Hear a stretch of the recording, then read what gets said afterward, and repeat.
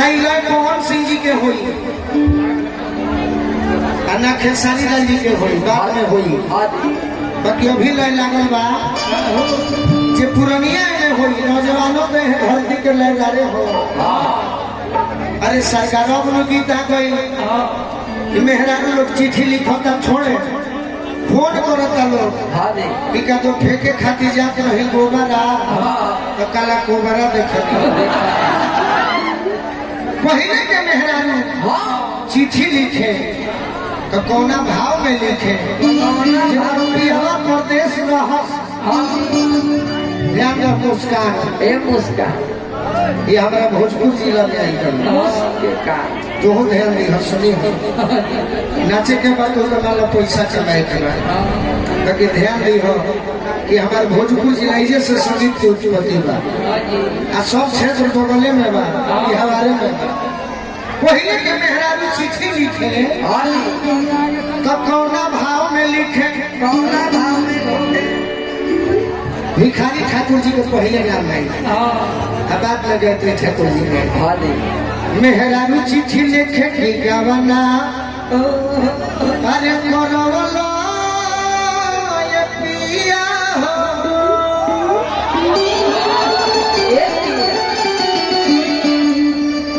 गवना करवलो ए राजा जी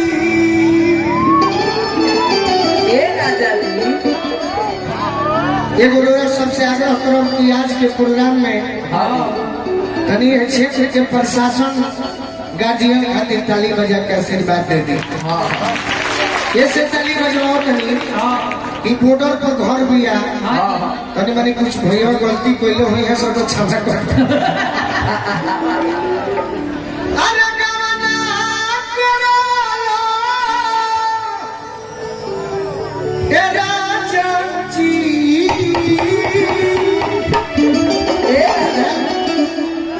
भरी है हम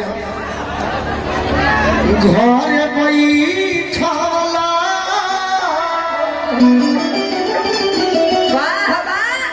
बड़ी लंबा पगला का नवजुवक लक्ष्मी पूजा समिति सीताब दियरा 8 गांव रात्रिकालीन क्रिकेट टूर्नामेंट उद्घाटन 1 नवंबर के अध्यक्ष वानी मोना गुप्ता जी अब पीटर सरूर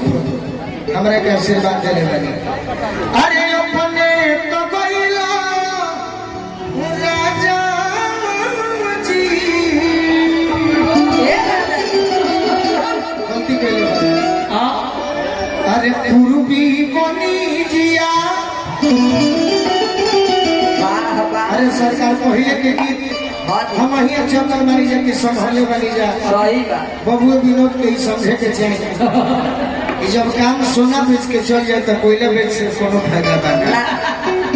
चाचा जी ओर से आशीर्वाद मिलो रोजा खुश बनिए कर मतलब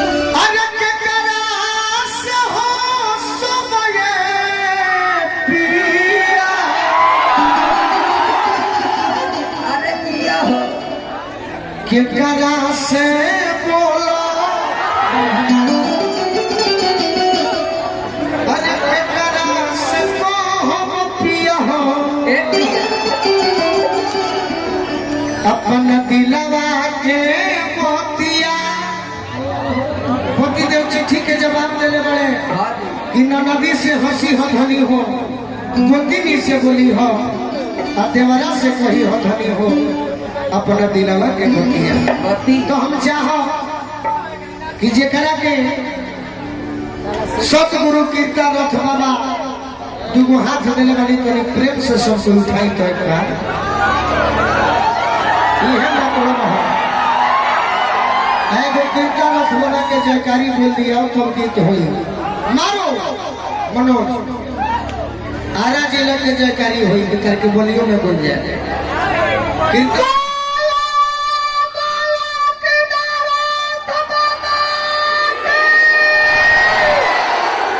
यही से लय लागल पंकज भाई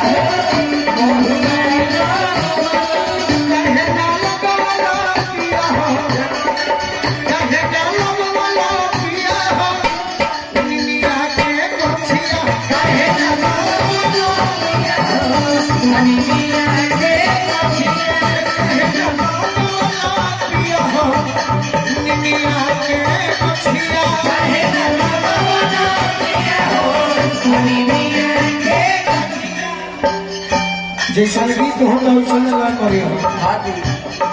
एक ने कोई लोग तहरा के लोग मुर्गा जाए सही कावना डार ही बोल कोई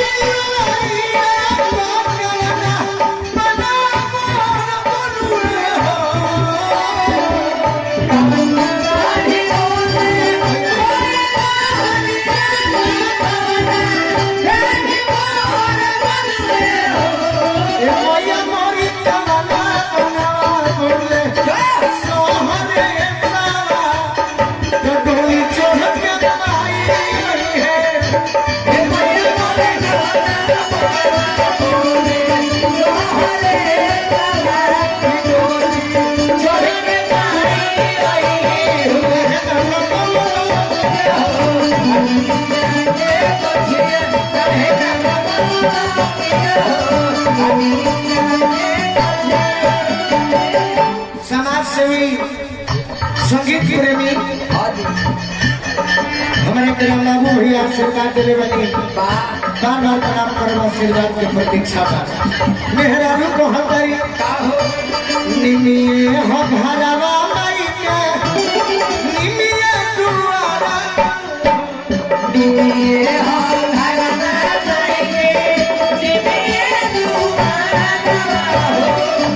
भावे नाही को बहुनिका पपरी पिपारा पपरी पिपारा पपरी पिपारा भावे नाही को बहुनिका पपरी पिपारा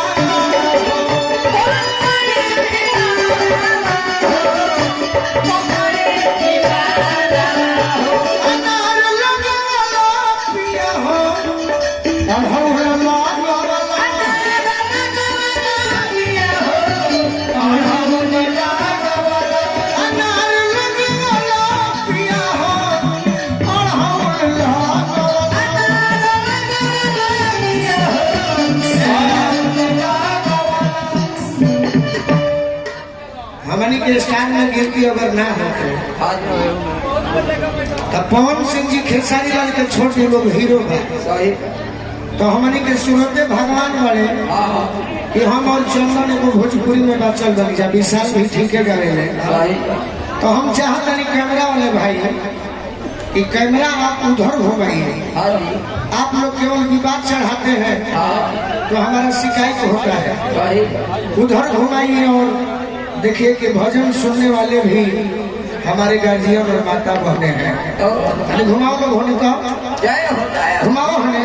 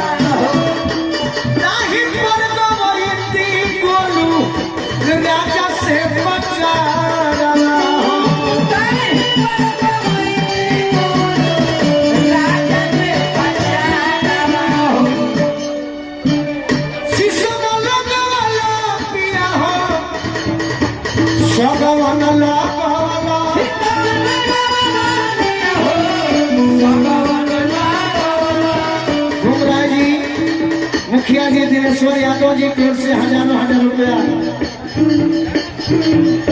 धनजी यादव जी की ओर से डाली के तोड़ा गाड़ी कहे ना लोगों वाला पिया हो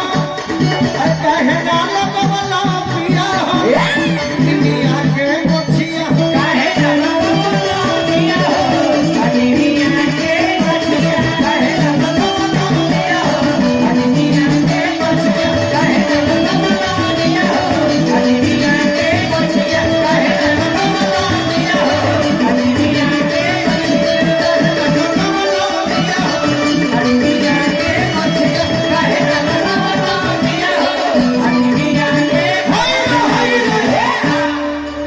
बोली प्रेम से सच्चे दरबार की जय। और